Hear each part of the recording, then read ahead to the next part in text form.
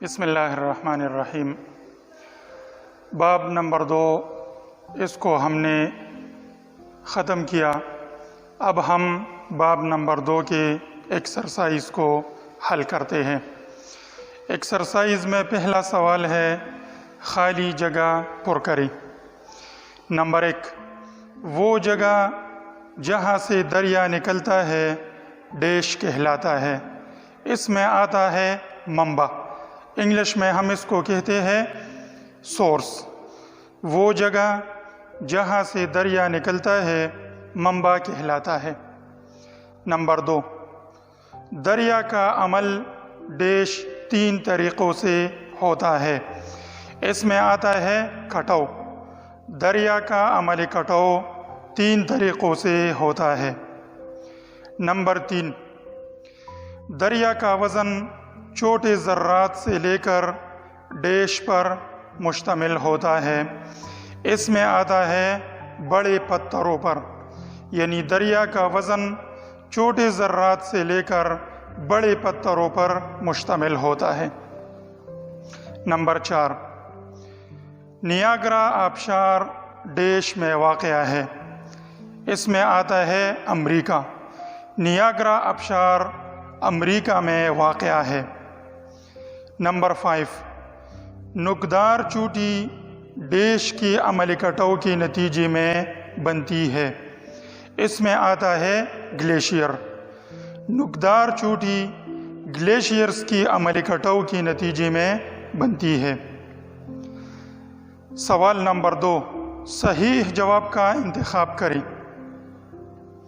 Number 1، بازو والی کرسی جیسی زمینی نقوش کو ڈیش کہتے ہیں؟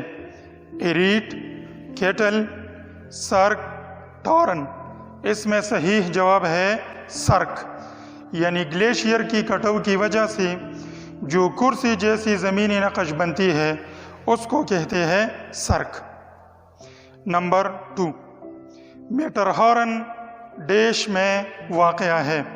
پاکستان، بنگلہ دیش، سوئٹزرلینڈ اور نیوزی لینڈ۔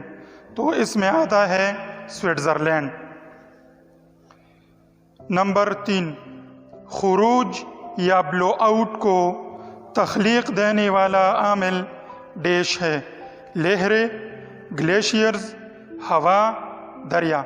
اس میں آتا ہے ہوا، یعنی خروج بلو آؤٹ یہ ہوا کی وجہ سے بنتا ہے۔ نمبر 4، دنیا کا سب سے بڑا براعظمہ گلیشیئر ڈیش کا ہے؟ پاکستان، انٹارکٹیکا، امریکہ، گرین لینڈ۔ اس میں آتا ہے انٹارکٹیکا، یہ دنیا کا سب سے بڑا براعظمی گلیشیئر ہے۔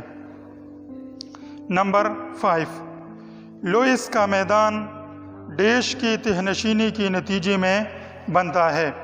دریا، ہوا، گلیشیئر، لہریں۔ یہ لوئس کا میدان یہ ہوا کے تہ نشینی کے نتیجے میں بنتا ہے۔ اس میں آتا ہے ہوا۔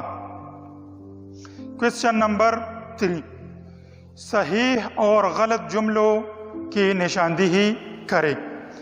نمبر 1، دریا سطح زمین پر تبدیلی لانے والا سب سے اہم عامل ہے؟ صحیح۔ نمبر 2، جو ہی دریا اپنے وزن کو منتقل کرنے کی صلاحیت کو دیتا ہے تو یہ تہ نشینی کا عمل شروع کر دیتا ہے؟ صحیح۔